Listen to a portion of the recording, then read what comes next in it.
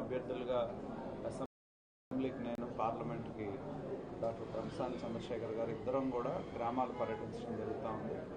ప్రజలు అటు తెలుగుదేశం పార్టీ కానీ జనసేన క్యాడర్ కానీ అపూర్వమైన స్వాగతాన్ని మా గ్రామాల్లో పలుకుతూ ఉన్నారు. వారికి హృదయపూర్వకమైన కృతజ్ఞతలు తెలియజేస్తూ ఉన్నాం. ఇవాళ ప్రతి ఒక్కరూ కూడా ఒక నిర్ణయానికి వచ్చారు. జగన్మోహన్ రెడ్డి యొక్క పాలనకి అంతం పలకాలి, అరాచకానికి అంతం పలకాలి, విధ్వంసానికి అంతం పలకాలి. ఎందుకంటే మన ఎమ్మెల్యే ఎంత గొప్పవాడంటే, మొన్న మేము ప్రజా ఛార్జ్షీట్ అని చెప్పి పొన్నూరు ఐలాండ్ సెంటర్లో ఆయన ఎమ్మెల్యే అయిన తర్వాత 2540 కోట్ల రూపాయలు ప్రజా సంపద దోచుకున్నాడని చెప్పి ఏ విధంగా వివిధ అంశాల్లో ఆ దోపిడీ జరిగిందో, గ్రావెల్ కానీ లేకపోతే భూములు కానీ రకరకాలుగా మేము చెప్పాం. నాకు నిన్న మొన్న చాలా ఆశ్చర్యం ఏంటంటే, ఇల్లే ముందు కూడా అడుగు బొడుగు ఊడ్చుకుంటున్నాడు ఆయన. ఇందాక ఆయన మనాడు అడిగాడు లోకల్ లేకపోతే ఏంటి. లోకల్ అంటే దోచుకోవడానిక?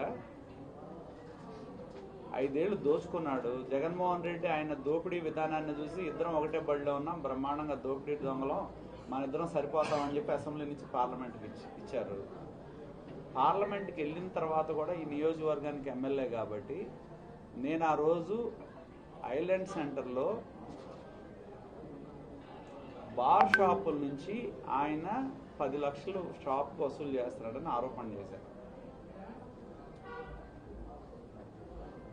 ఆ రోజు నేను చెప్పడం మర్చిపోయా.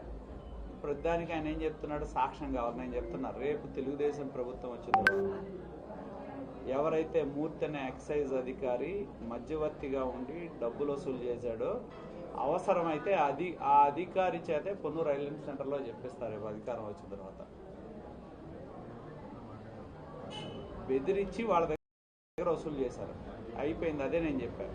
కానీ ఇవాళ ఏం చేశాడు, వాళ్ళని దాన్ని సిండికేట్ చేసిన వాళ్ళని ధూళిపాడ నరేంద్ర ఆరోపణలు చేశాడు కాబట్టి మీరు ప్రెస్ మీట్ పెట్టి ఖండించమని చెప్పారు.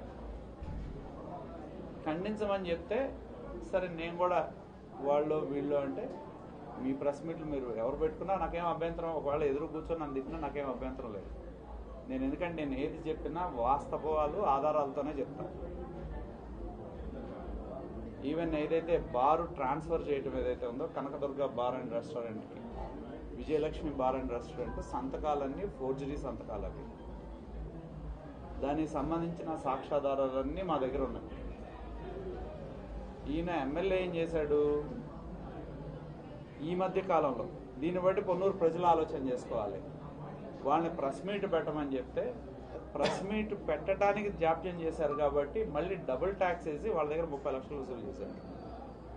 60 లక్షలు డిమాండ్ చేసి 30 లక్షలు వసూలు చేశాడు. నేను ఛాలెంజ్ చేస్తున్నా,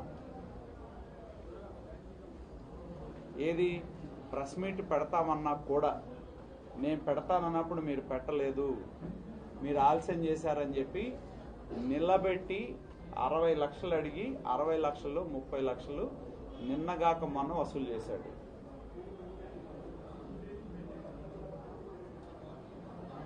ఇదే లోకల్ అంటే? ఇదా లోకల్ అంటే? పెట్టి మెడ మీద ఏది ఆయన ఎంపీ అభ్యర్థి అయిన తర్వాత ఇక్కడ ఒక సమన్వయకర్త వచ్చాడు.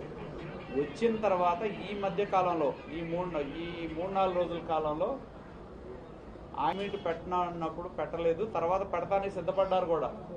మేము డబ్బులు ఇవ్వలేదు అని చెప్పి ప్రెస్ మీట్ పెడతానికి సిద్ధపడినా నేను పెడతానన్నప్పుడు మీరు పెట్టలేదు కాబట్టి 60 లక్షలు కావాలని చెప్పి డిమాండ్ చేసి ఎక్సైజ్ అధికారులు కూడా, నేను చెప్తున్నా, ప్రతి ఒక్కరూ చాలా హద్దు మీరు ప్రవర్తిస్తున్నారు. ఎక్సైజ్ అధికారులని ఆ షాపుల మీదకు పంపించి వాళ్ళని వేధించి వెంటాడి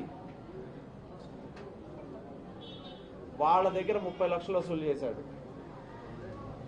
ఇదా మీరు లోకల్గా ఉన్నాడు చేసే పని? ఇదే ఆయన చెప్తున్నాడు కదా, పొన్నూరు ప్రేమ లేకపోతే ఎంపీ అంటే దోపిడీ చేసుకోవడానికి ఆయన అభ్యర్థిత్వం కానీ ఏదైనా కానీ ఎటు పోతానా అని తెలుసు కాబట్టి ఇందాక మా ఎంపీ గారు చెప్పినట్టు అడుగు బొడుగు చెత్త చెదారం ఏముందో చూసి అన్ని కలెక్షన్లు చేసుకుంటున్నారు. సిగ్గుండాలి వాళ్ళకి అసలు. మెడ మీద కత్తి పెట్టి వసూలు చేశాడు 30 లక్షలు, 60 లక్షలు అడిగి 30 లక్షలు. నేను చెప్తున్నా, ఇవాళ ఎవడైతే ఎక్సైజ్ అధికారి మధ్యవర్తిత్వం చేసిన మూర్తి అనే అధికారి, నేను అధికారికి కూడా చెప్పాను, నువ్వు అధికారివి, నీ పరిధులు దాటి నువ్వు ప్రవర్తిస్తున్నావు. పొన్నూరు వచ్చి సెటిల్మెంట్లు చేయటం కాదు, నువ్వు ఎంత సెటిల్మెంట్లు చేస్తున్నావో అంతకంతగా రేపు భవిష్యత్తులో మూల్యం చెల్లిస్తావని కూడా చెప్పాను. ఇవాళ చెప్తున్నా, ఏదైతే నేను